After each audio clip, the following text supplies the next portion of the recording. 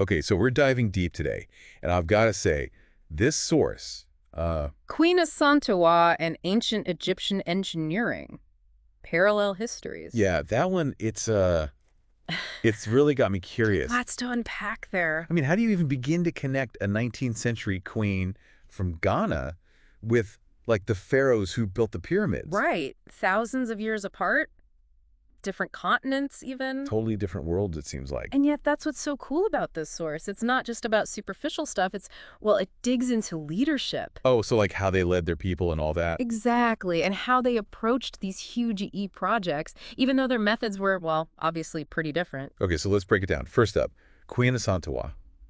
She was leading the Ashanti tribe against the British, right? Yep. Late 1800s, early 1900s. The War of the Golden Stool. Wow, so she was going up against, like, the British Empire? That's Oh, intense. seriously intense. And the source points out that she wasn't just a military leader, you know? What do you mean? Think about it.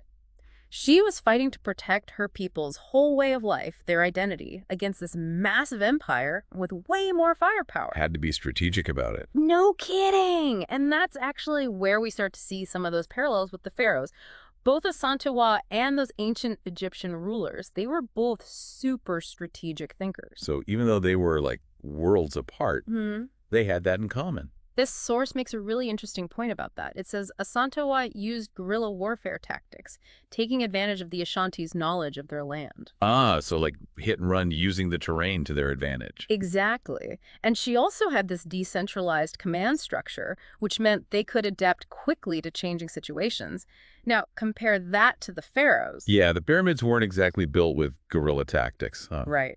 The pharaohs were all about centralized power. They needed that to control massive resources and labor to create these incredible monuments. So like two totally different approaches, but both effective in their own ways. Exactly. Asantewa needed flexibility and resilience to resist a much larger force, while the pharaohs needed that iron grip to pull off these huge engineering feats. Speaking of which, let's talk about those pyramids. I mean, even today, the scale of those things is mind-blowing. Totally agree. The source goes into how the Egyptians had to come up with all sorts of new solutions to problems we can barely even imagine today. Like what?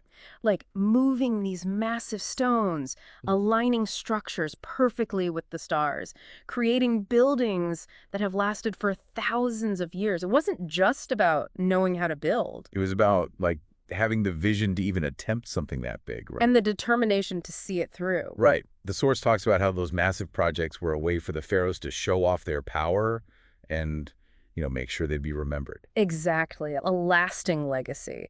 And in a way, isn't that kind of similar to what Asantewa accomplished? You mean how her resistance became this symbol of defiance for future generations? Exactly. And there's another fascinating point the source brings up. It argues that both Asantewa and the pharaohs, they weren't just focused on their own time, they were thinking about the future. So, like, Asantewa fighting for her people's freedom in the long term, and the pharaohs building these monuments that would stand the test of time. That's the idea. Their approaches were different, for sure, but they both understood the power of leaving a lasting impact. Okay, so this is where I start to think, like, what can we learn from all this? I mean, most of us aren't leading armies or building pyramids. Sure enough.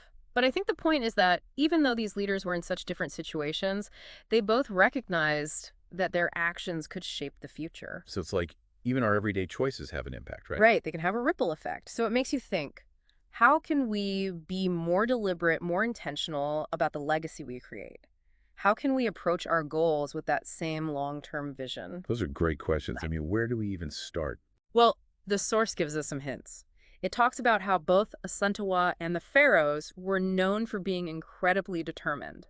They faced huge obstacles, but never gave up on their vision. So, like, we need to be stubborn. Well, maybe persistent is a better word. But yeah, that commitment to their goals, it's definitely something we can learn from.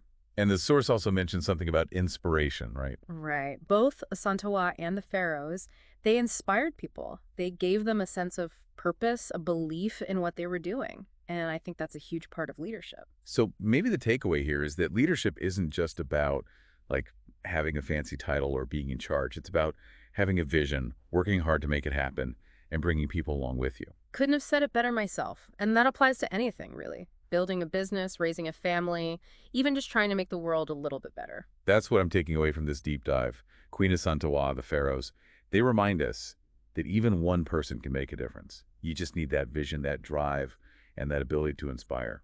Pretty powerful stuff. And the coolest part,